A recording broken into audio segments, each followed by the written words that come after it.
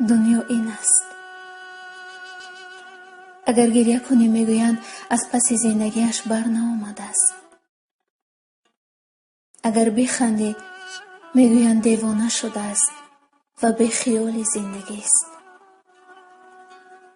اگر دل ببندی تنهایت میگذارند. اگر عاشق شوی دلت را میشکنند.